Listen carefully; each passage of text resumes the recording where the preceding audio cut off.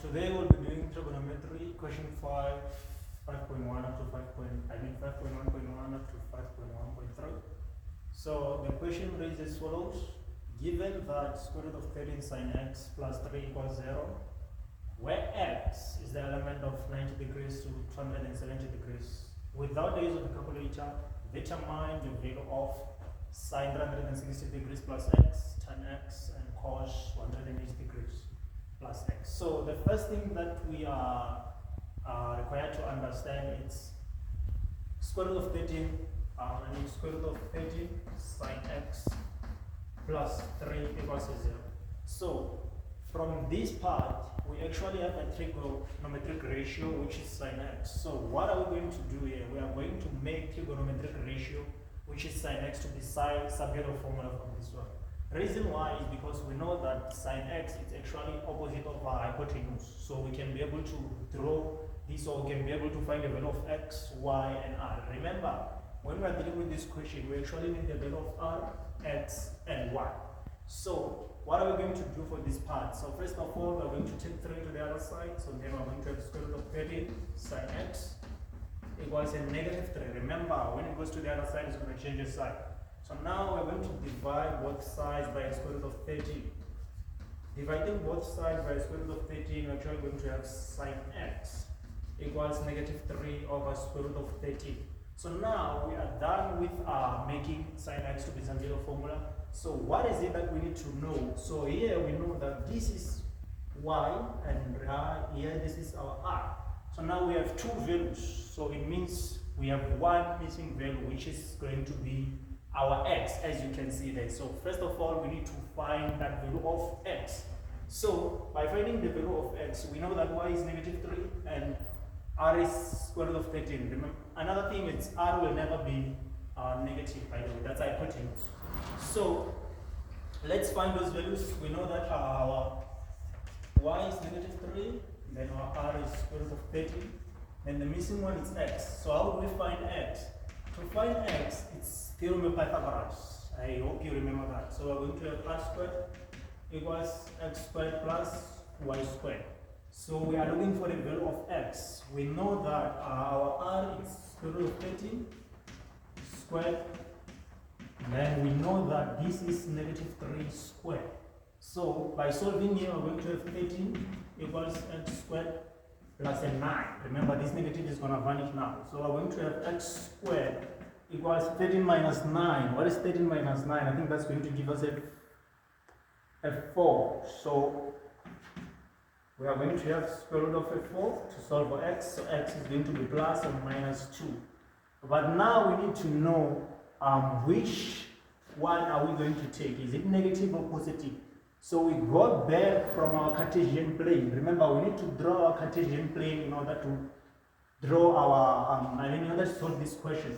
So we need to draw our Cartesian plane. So we know that this is 90 degrees, this is 0, this is 108 degrees, and this is 270 degrees. So now the question said x ranges from where? X ranges from 90 degrees to 270 degrees. So it means it's at this part. It ranges from 90 to 270 degrees. So now, where actually do we need to draw our diagram? So where we're going to draw a diagram, we use what? This side. So we said sine equals negative 3 over square root of 13. So we can see that sine is negative. Remember, this is sine x. So sine x equals a negative. Where is sine negative from 90 to 270 degrees? Here we know that sine x is positive, but here only tan is positive. So that means our what? Where our sine is negative is going to be on quadrant number 3. So okay, so I drew this diagram here. So as you can see, we said it ranges from 90 to 270 degrees. So our diagram is going to be on quadrant number 3 because we had sine x to be what? To be negative 3 over square root of 13. So sine was negative, and where sine is negative, it's only quadrant number 3 from 90 to 270 degrees. So now we can actually go and solve our questions because now we are done filling up our diagram. And remember, our x was negative. We found x to be plus or minus 2, so we had to choose one. So from 90 to 270 degrees, it's on the left hand side of the x-axis, so that means our x is going to be negative. So we're going to choose a negative one. So within our y, we found it to be negative. So then now we're going to solve our question. So number 1, 5.1.1 was sine 360 degrees plus x.